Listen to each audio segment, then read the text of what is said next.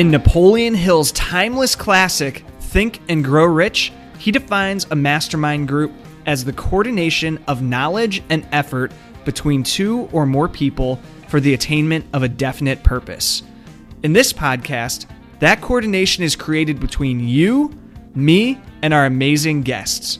Our definite purpose is achieving extraordinary results in your business and your life. I'm your host, Brad Mulvey. Welcome to the Millennial Mastermind Podcast.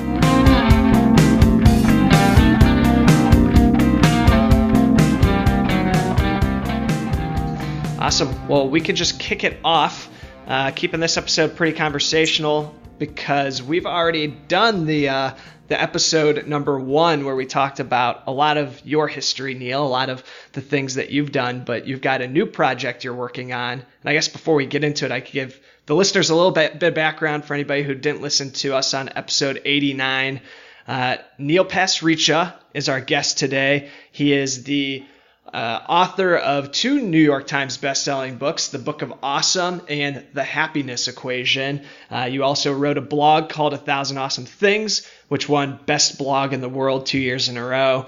You're currently the director of the Institute for Global Happiness. And then we've been going back and forth a little bit on email, and you've got a new project, a new podcast, which you know I'm all about, which is called 3 Books with Neil Pasricha, which is a little bit of a different take than on a topic than what you've been talking about with some of your previous projects. So actually, Neil, that might be a great place to start. I would love if you wouldn't mind sharing a little bit about this new podcast and just where your inspiration was to start a podcast about books when a lot of the other stuff that you've done has been about gratitude, happiness, more in that realm. So it seems like it's a little bit out of left field, but I'm sure there's a deep connection there for you. So I'll let you explain the story there.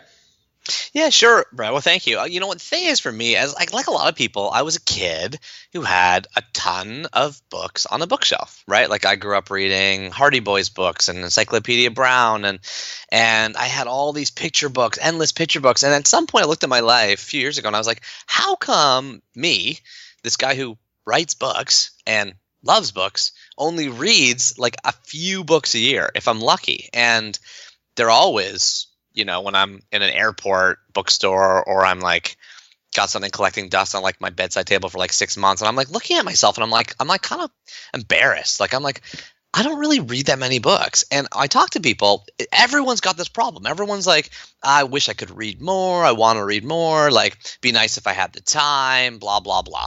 And I talked to my wife, Leslie, about it, and she's like, it's so terrible that you don't read more.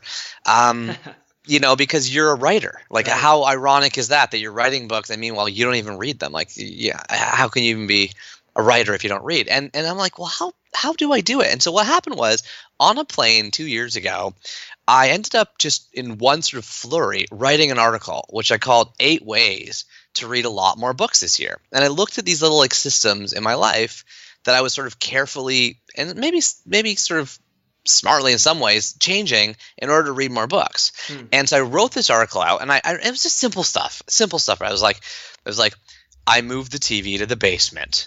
I installed a bookshelf at my front door. Like literally had a bookshelf installed into the wall right at my front door. So when you walk in the door, you see it. I love it. Right? And then I had this other thing that was like, I made a public commitment. So I was like, you can do it on Goodreads. You can do it on Twitter. I ended up starting an email list, and it was called like sign up, you know, hey world, sign up, and I will tell you the books I read each month, which puts pressure on me to actually have some, right? Because otherwise people won't get an email. And I copied that idea directly from Ryan Holiday with his permission, because Ryan Holiday, for those that don't know, is the author of books like Ego is the Enemy, Obstacle is the Way. Phenomenal writer, very young writer who's like been really successful. And he has this. He has like a monthly book email. So I was like, I'll just copy his idea. And I asked him, and he's like, go ahead.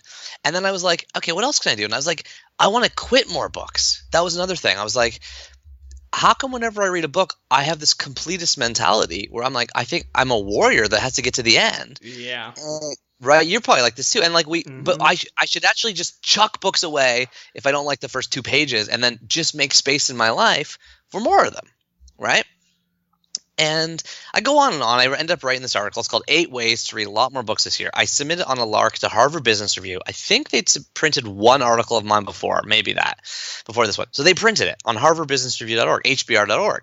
Anyway, why do I tell you this story? Because it became the most popular article of Harvard Business Review for like 6 months straight last year. Yeah, it was crazy. So if you went to like the most read or most forwarded articles section of the website, and they publish like 10 articles a day, it's like this article.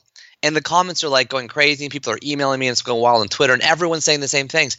I wish I could read more books. I want to read more books, but I just don't have the time. So, bro, I'm thinking about it. I'm like, here I am, an author struggling to read more books. I wrote this article on like systematic changes we can make to do it. It's going viral, telling me something. It's like one of those market opportunity things. You're like, if everyone wants to read more books, like maybe we should. Mm-hmm. And then I'm like, well, what's the problem? Everyone says it's time, but I'm like, is that really it? Is it really time? And if you ask people and you say, oh, did you read the New York Times today? They're like, yeah.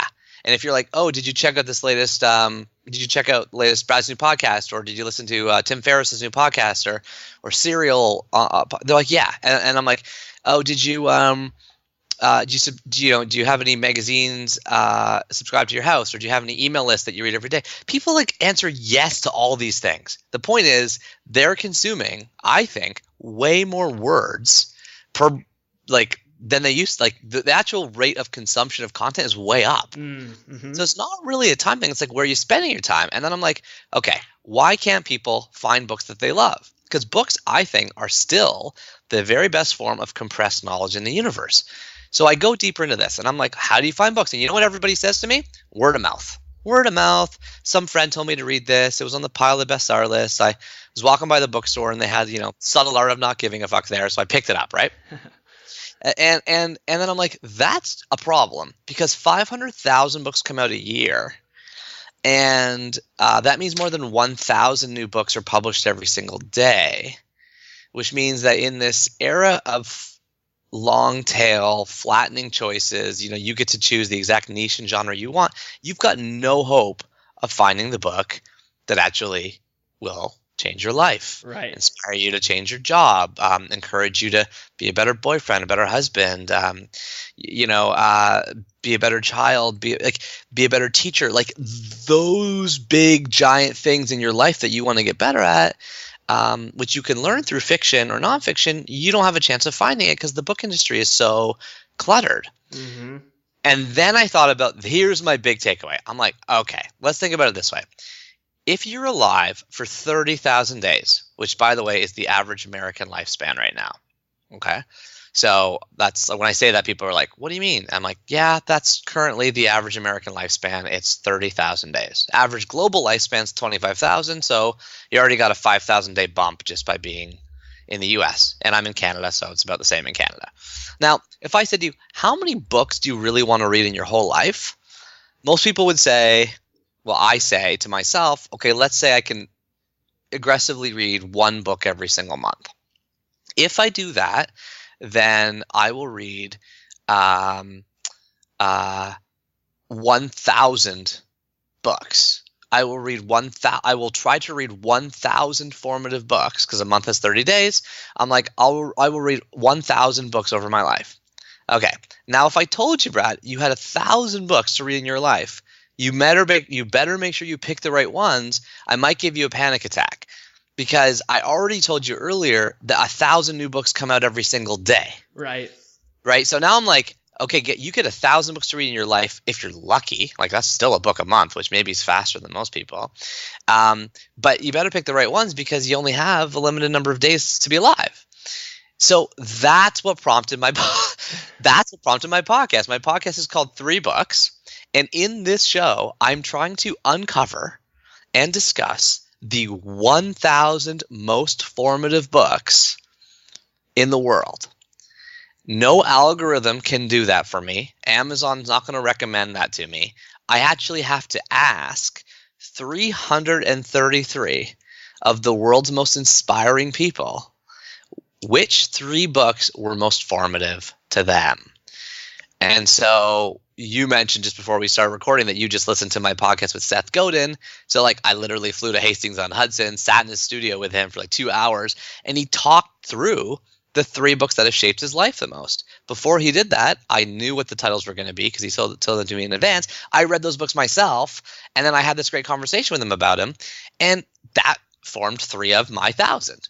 So the whole premise behind the podcast 3 books is, given that we have a limited amount of time on the planet, and given that we have trouble finding books and have trouble finding time to have books, can we come up with an algorithm, a kind of cool algorithm, to help people find the books that will actually make a meaningful difference in their lives? And so that's why I'm interviewing Seth. That's why I just interviewed Mitch Albom down in Detroit, guy who wrote Tuesdays with Maury. I just flew down to Key West, and I interviewed Judy Bloom. She's 80, and she runs a bookstore down there. And it was life-changing to sit with her and get her to sign my old copy of Tales of a Fourth Grade Nothing, and literally have her tell me which books changed her life. And so I'm on this quest, and like everything I do, Brad, I'm so stupid when I start it, and I have no idea how to do math, because I'm publishing a new chapter of my podcast on the exact minute of every single full moon and new moon.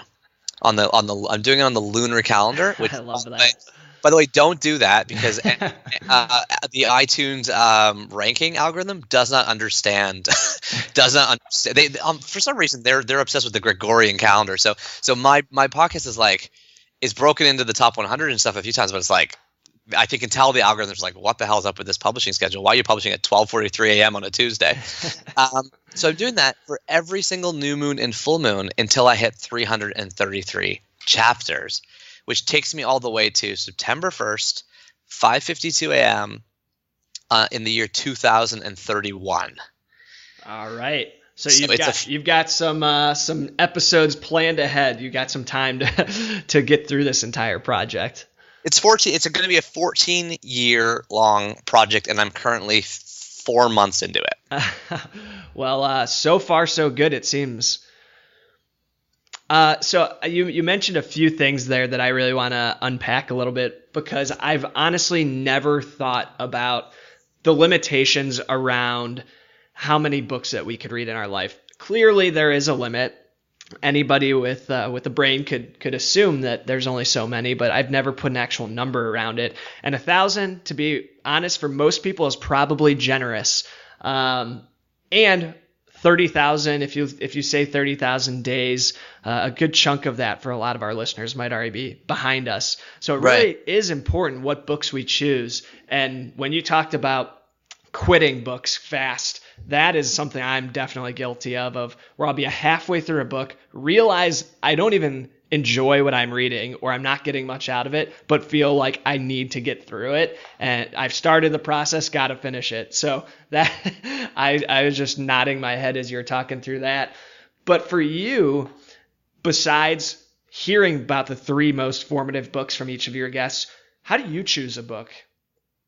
Yeah, well, first thing I do is I make space for reading, and you mentioned quitting, and another one I do just before I jump into how I pick is I used to subscribe to 5 magazines and the Sunday New York Times, as the Dead Tree version, literally on Sundays, and because you subscribe to the Sunday New York Times, I get the digital New York Times. And of course, if I'm checking the New York Times, I also check the Globe and Mail, my Canadian newspaper.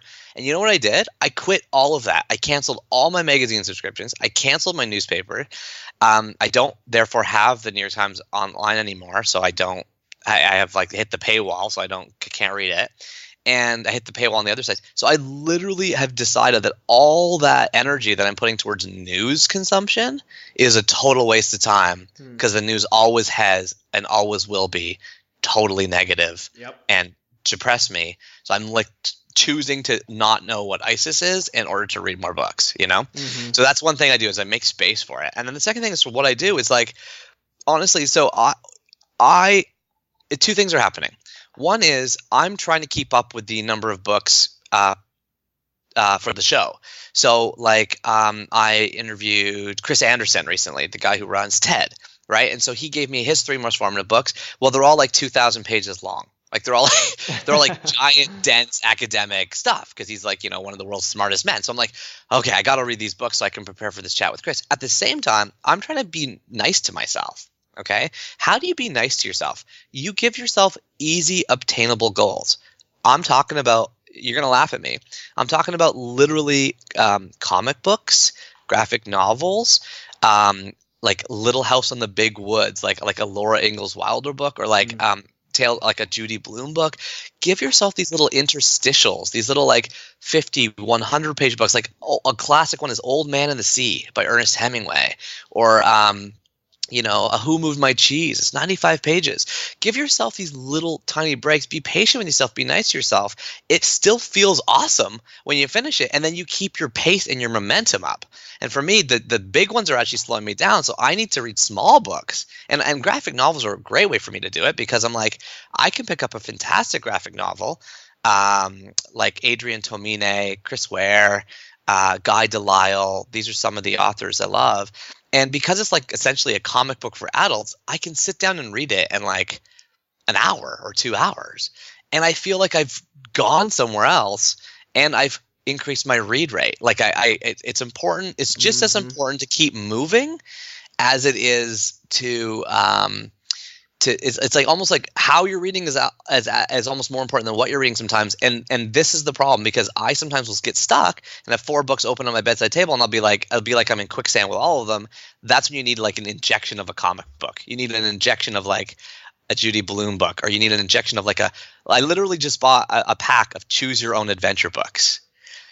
You know those old Choose Your Own Adventure books? Maybe you're yeah, so I like it's so fun to reread those, and it gets my reading right back up, and then I'm back. I can jump on. Then I can grab like a 200-page fiction book, or like a Dave Eggers book, or a Mohsen Hamid book. They're fast written writers, and I can jump into them because I've got my momentum. I've got my mojo back.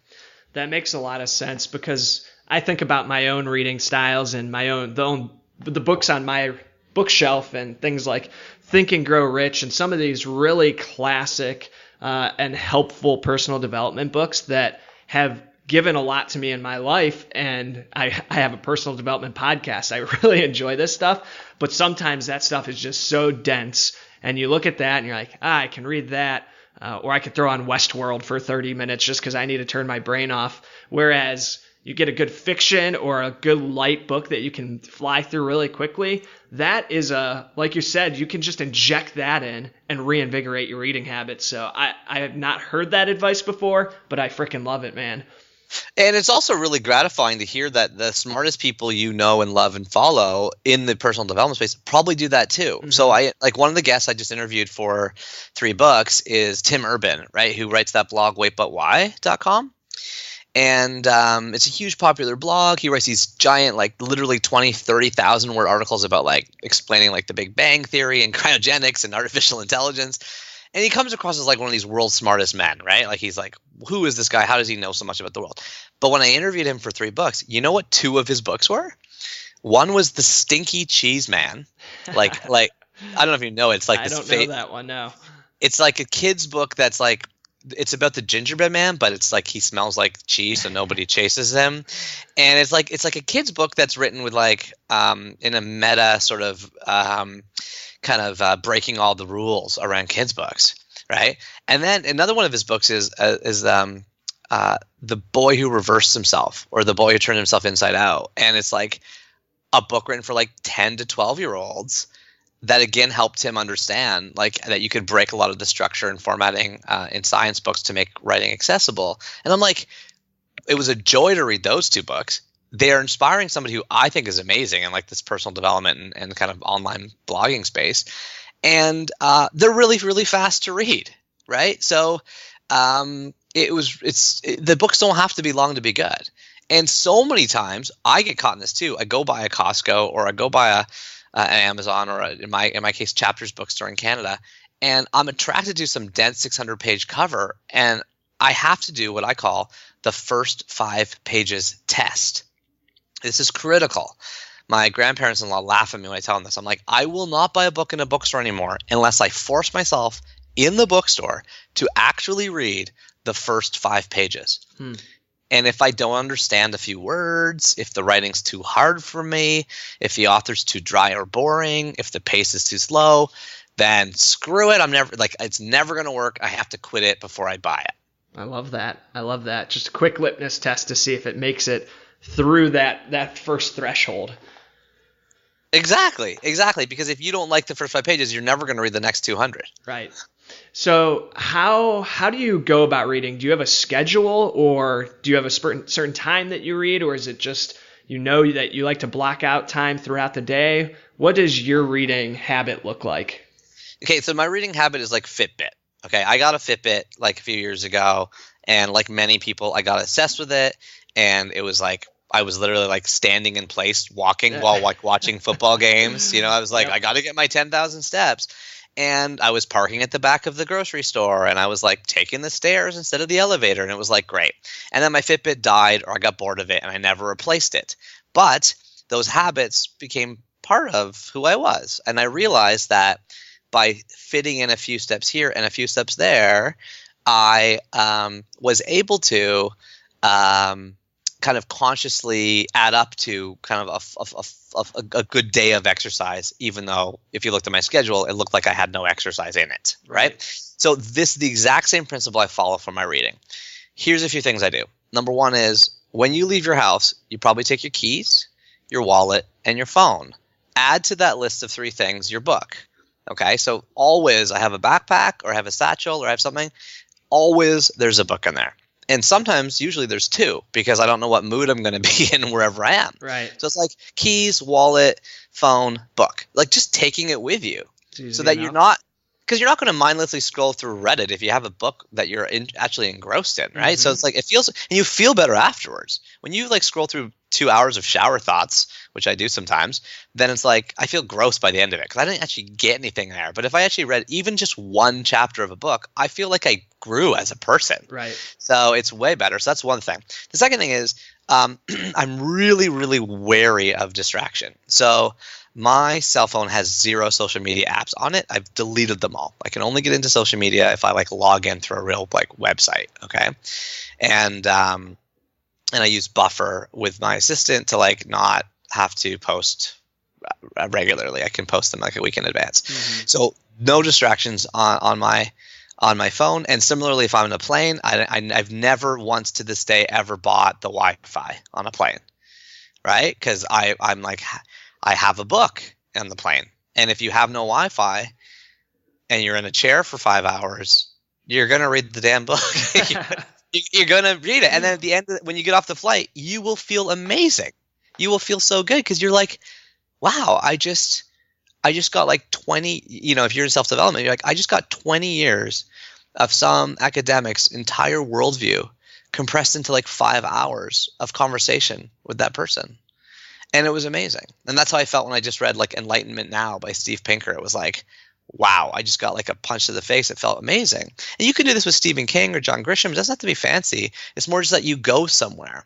And I also want to just chime in here also, Brad, and just say like, when I started doing this stuff about books, it's like, okay, I knew books were good for me, blah, blah, blah. We kind of all know that. But I didn't know how powerful the research really is. It turns out that the mirror neurons in your brain are turned on, especially in fiction and especially in literary fiction, which is, I know, bad news for both of us since I don't write fiction, but this is what the data is saying, that especially if you read literary fiction, you actually open up all kinds of parts of your brain that we never knew opened up when you were reading. So like smell and taste is like a really funny one, like the word cinnamon or shampoo or lavender. You can almost feel them opening up senses in your mind when you read about them, or you read a writer that's describing things with color, with scent, with smell. You open up all kinds of learning sensors that you don't otherwise open up if you're just scrolling through Instagram. So that's huge. And the same study, which is 2011 Annual Review of Psychology, says that people who read fiction, even 20 minutes a day, actually rate higher when they're tested later for things like empathy, sympathy, compassion. And you're not a parent. I am. Those are the exact things I want my kids to be, right? Like I want them to be empathetic, sympathetic, compassionate. I want them to be nice human beings who are great citizens and who have close friends because they are able to deeply love. And knowing that I can give my kids that gift through books also inspires me to want to read because I want to be a model for them. Mm-hmm. And it's like a great way to raise kids. And there's this really funny cartoon I saw recently in the New Yorker. It's 2 women on a bench. And beside one woman's on her like iPhone, and her little girl is sitting beside her on her iPhone, and then the other woman's on her reading a book, and the little girl beside her is reading a book. And the woman with the iPhone is saying to the woman with the book, the mother to the mother, she's saying, how do you get your kid to read so much? That's a great visual cue. It's so obvious. You just do it yourself, right? Yep. But we are so mindlessly scrolling through our phones that then we're like, oh, it's so crazy. Kids these days, they're all addicted to screens. You're like, yeah, it's you. You're the idiot. You're the idiot dad. You're the one getting like, I can't. That's why this 3 Books podcast is so invigorating for me. You can hear it in my voice. It's because I'm like, yes. Like, I don't think the world needs more multitasking. I don't think the world needs more screens. I think the world needs a giant, big single task to go back into the world of analog that for hundreds of thousands of years, our species has evolved to send and receive communication, right? Like Stephen King calls it telepathy. You know, he's like, I can write in a room in 1997 in a small hut in like Maine. You can read it today. And like we're communicating through distance and time and space from our brains from my brain to your brain. Mm-hmm. And he's like, nothing else can do that. Like nothing else really has that same sense where you are the director, you're the sound producer, you're the costume designer. You make up all the extra scenery in your mind, so you're further engaged in the process. Yeah, it's very cool, and it's cool to hear the data behind it too. And one other slightly comical, some may perceive it as an inappropriate reading hack that I'll just share real quick that I found to actually be successful is by downloading just the Kindle app on my phone. And to stay away from the world of distraction that you mentioned, I'll say that I put it on airplane mode every single time I do this, which would be a little bit of a lie. But I'm going to start doing it from here on out. But just by opening up that Kindle app at times when I would otherwise be opening up social media, and one time in particular, when I'm in the restroom and I pull out my phone, gross I know, but guys, just try it for a week. And you'll be amazed by how much you can get read in that time rather than mindlessly scrolling through your Instagram feed. I've finished probably 5 books this year that otherwise would have never been read, which is just a hilarious little hack if you ask me. But that's huge. That's huge. And 5 books a year is already more than, like you said, my 1 book a month or 12 a year was like aggressive. Like 5 books a year is still more than most people do, right? So it's huge. And the other way to do it, you're on Kindle. I like that. I'm like such an analog guy, but the other way to do it is Audible, right? It's just like totally. It's just like going. I asked David Sedaris, one of my favorite authors. I'm like, what do you do when you hit those big books that you just know you want to read but you can't, like Moby Dick or something? And he's like, then I Audible it. Like I literally go for like an 8-hour walk and listen to the whole book. I love that. You know, and he hilariously also picks up garbage while doing it. So it's true. They've named a garbage truck after him in the community in England where he lives. This is like, you know, prominent author of like Naked and Me Talk Pretty One Day, David Sedaris, picking up 9 hours of garbage while listening to like a 9-hour audiobook. Bettering himself with exercise mentally from listening to this stuff, helping the earth by picking up garbage. What a way to spend an afternoon, or I guess it's more than an afternoon there, but that's incredible. I love that. Exactly. And so this is why I'm like all bent up on this book thing now. I hope I can keep my energy up for 14 years. The lunar calendar, hilariously, I want to just talk about this for a second, is you know the Gregorian calendar, right? That's the calendar we use, right? Okay, so that calendar is 500 years old. All right. And when Leslie and I moved into our new house, my wife Leslie, there's a little skylight window in the bathroom in our bedroom upstairs. And so we're on a different floor than our kids. Our kids are downstairs and we're upstairs. And so, you know, while I'm like flossing at night or I'm like brushing my teeth, of course I stare out this new window in my new house and I'm like, hey, there's the moon. And I start noticing the moon more. And I'm like, why? I start noticing like how it's moving across the sky. And I start noticing like when it's getting full. Mm-hmm. And not only is it full on a specific day, it's actually full on one specific minute, right? Like it's only full for a minute and then it's going less full. And then I didn't even know this, but the day when there's only one day in the lunar cycle where there's no moon visible, and that's called the new moon. Like there's no sliver on either side.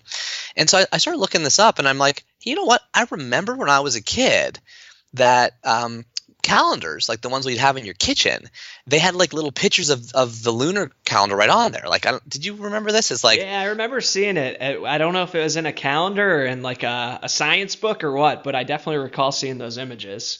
right. So I'm like, okay, why don't we have this anymore? So I look it up on the internet. It turns out the lunar calendar is 30,000 years old. Okay, so we've been using the Gregorian calendar for 500 years.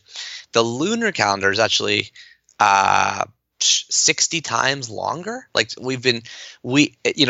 menstrual cycles, the tides, people, there's all this, like the werewolf, there's all these. I used to work at Walmart, and the customer service line would get jammed every time there was a full moon. I'm not kidding. That's wild. We actually, I think, are more biologically attuned to the lunar cycle than the Gregorian cycle. We have been using it for a much longer time. It makes more intuitive sense because you look up to the damn sky and there's the time. Like, and it's not like, hey, is there an extra day in February every 4 years? No. So I'm like, what do books represent to me? They represent to me long-term, long thinking, deep change, strong behavior change, values growth, personal growth, and all those values to me lean deeper into a stronger, more rooted sense of self that I feel that we're losing today in this world. We're operating a lot more superficially, right? Everyone's trying to keep up with like the amount of data and information and content and news spewing at them from all directions. You can't even. You mentioned the bathroom. You can't even go in an elevator now without having like 12 traffic reports and things blaring in your face. Right. So I'm like, I've put 3 books podcasts on the lunar cycle just to sort of remind myself to keep going back into this like idea of depth and of permanence and of sort of long-term implications that books represent. And for those of you who do have an online news subscription, the best way I can share this with you is like, what would you rather have in 10 years from now? Would you rather have a pile of old newspapers that you read, or would you rather have, like, say, 100 books that you've consumed and you can talk confidently about and you can be more interesting at parties and on dates and in your relationship? So, and by the way, I've been married 5 years, Brad. Like, it's hard to come up with new stories, like I need new content, and the best way to do it is like reading books. Then my wife and I can like share, and we read in bed every night before we go to sleep. So the other benefit that you're obviously getting from this project, besides staying on top of the reading and this constant reminder of what a powerful impact books can have in your life, is that you're getting to talk to really incredible, inspiring individuals. So in I think you're 6 chapters in, if I saw correctly. Yeah. And you may have even recorded more, but of the episodes that you've recorded and the conversations that you've had so far, have you noticed any common themes jump out between these guests, some of the things they're talking about when it comes to the importance of books in their own lives and what impact they've had? Well, here's the interesting commonality. You're right.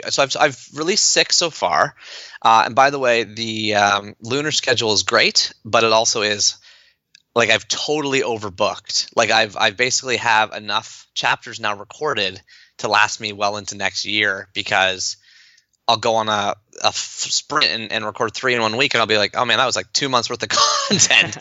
So I still haven't figured out how to pace myself, and I'm awaiting like an angry email from someone like any day now to be like, hey, didn't I record a chapter with you like a year ago? Where'd it go? So I'm still trying to figure that out. But the things that are most common are this, and this is a metaphor that I would use in my whole life, and I think it applies to travel. I think it applies to relationships as well. Is you cannot anticipate from the front side what things will have the most effect on you from the backside.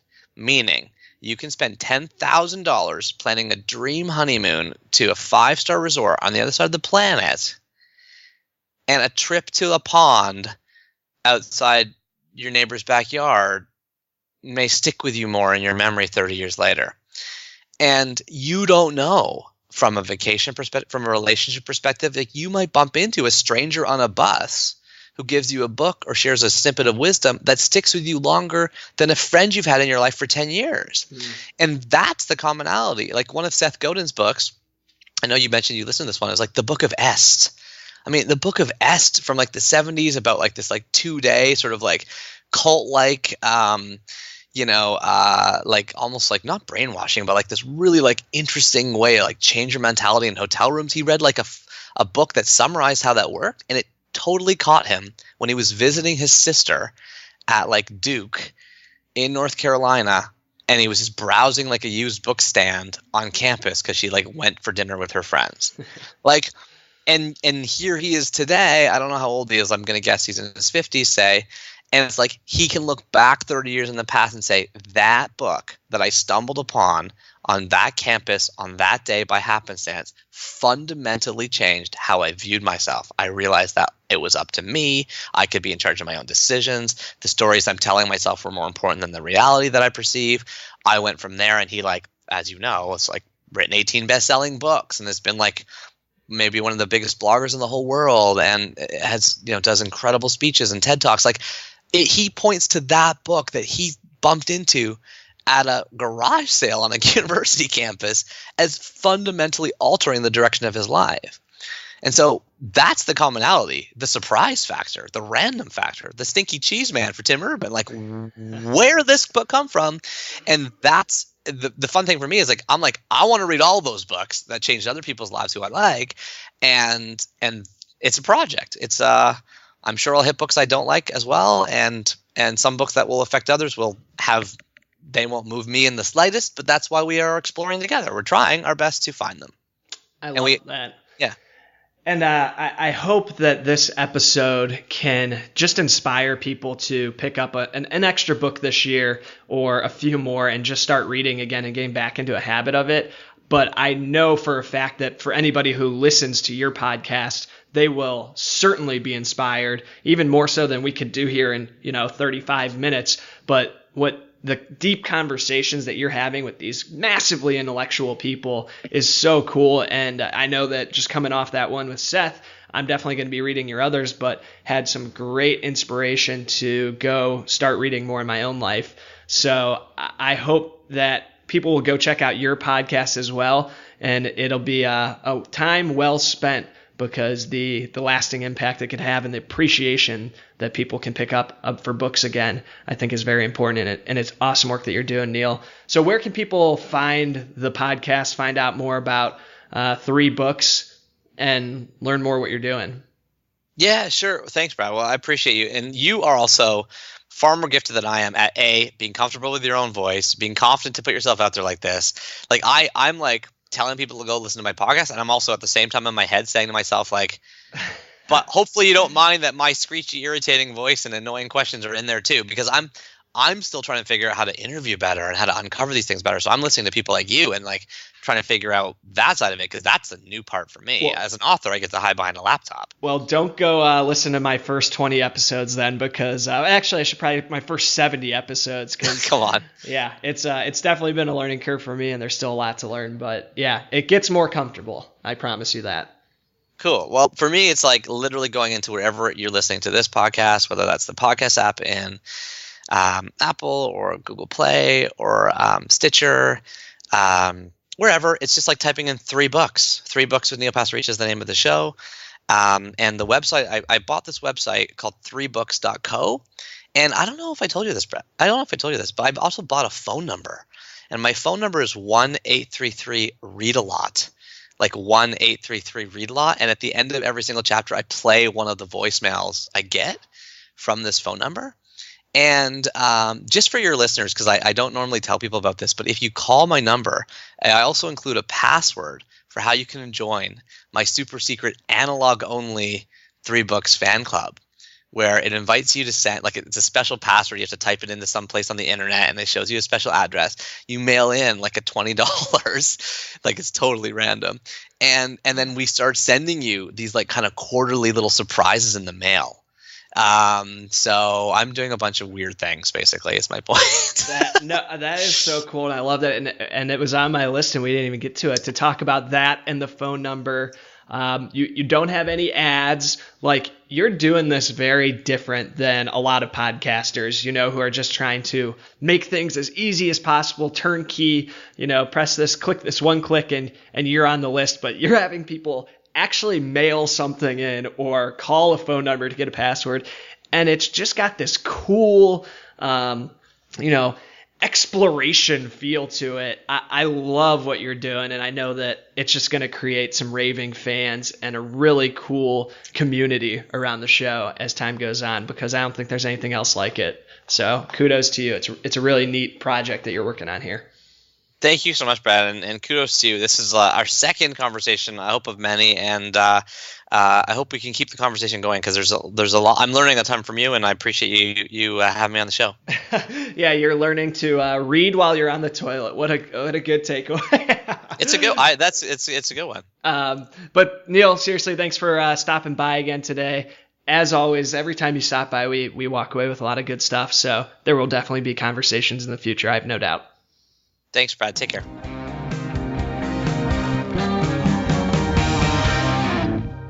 Hey guys, thank you again for stopping by today to spend a little bit of time with me and the rest of the Millennial Mafia. Just a reminder, you can find all of today's show notes at millennialmm.com/podcast. And if you haven't heard yet, I'm opening up my calendar to you, the listeners, to hop on a 15-minute call with me. The sole purpose of this call is to connect and get to know each other. I want to forge true relationships with you so that we can build up an amazing network and community of ambitious millennials who are going to be the leaders and influencers of tomorrow. If you're interested, please just go to millennialmm.com/call and snag a 15-minute time slot. I look forward to connecting with you. Peace out.